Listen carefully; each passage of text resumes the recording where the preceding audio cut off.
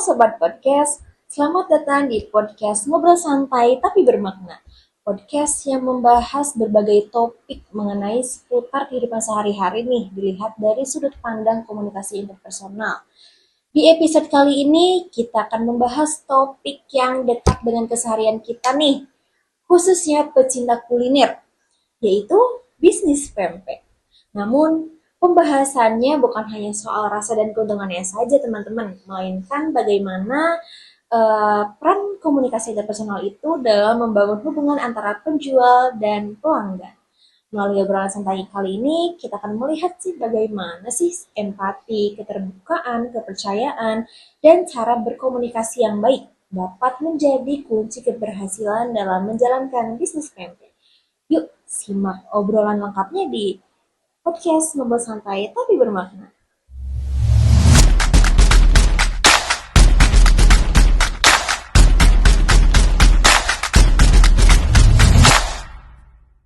Halo Sobat Podcast, selamat datang di podcast Ngobrol Santai Tapi Bermakna.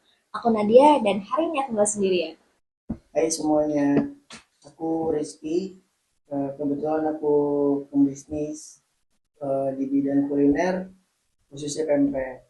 Kita bakal bahas seputar apa aja yang ada di dalam bisnis itu, khususnya buat pecinta kuliner pempek. Ya, betul banget teman-teman. Kita akan ngobrolin bisnis pempek, tapi bukan cuma soal rasa dan soal keuntungannya aja, tetapi melainkan dari sudut pandang komunikasi interpersonalnya juga. Nah, aku mau nanya nih, menurut kakak kenapa sih pempek itu cocok banget dijadikan usaha? Karena pasarnya banyak, pertama buat orang-orang Palembang yang Oke. kangen sama pempek, mereka nggak harus ke Palembang dulu jauh-jauh, jadi bisa beli di kita. Oh gitu. Terus kedua, ternyata juga Cirebon yang suka sama cita rasa kuah pempek dan pempeknya itu juga banyak. Kebetulan penjual pempek di Cirebon itu masih sedikit tuh. Oh, oke. Menarik ya, Kak. Jadi sejak awal bisnis tempe itu sebenarnya sudah melibatkan komunikasi interpersonal ya, terutama antara penjual dan pembeli. Iya, betul, mulai dari caranya ke pelanggan, menjelaskan jenis-jenis pempek dan menu-menunya, sampai cara nanggepin komplain. Semua tuh butuh komunikasi yang baik dan benar. Oke. Kalau kita bicara mengenai komunikasi interpersonal nih, salah satu kuncinya adalah empati. Hmm. Nah, menurut kakak, empati itu penting nggak sih dalam menjalankan bisnis tempe? Penting banget. Misalnya ada yang komplain, Kak, kuahnya kepedesan gitu. Nah, kalau seandainya penjualnya itu defensif, pelanggan bisa kecewa. Tapi kalau ditanggapin dengan baik, dengan sopan, dengan empati, seperti kayak minta maaf ya kak, nanti kita akan perbaikin ke depannya Ya, gitu. Itu kasih eh, kita berterima kasih sudah dikasih masukan, oke. karena bisa bikin pelanggan merasa dihargai. Oke, setuju banget nih aku sama pendapat kakaknya. Jadi dari situ juga terbentuk kepercayaan antara penjual dan pembeli ya. Ya, Oke, selanjutnya menurut kakak komunikasi interpersonal itu bisa bikin pelanggan jadi langgaran nggak sih? bisa banget. Karena pelanggan yang merasa diperhatikan secara personal biasanya lebih awal buat gampang ngeluarin duitnya buat Oke. royal.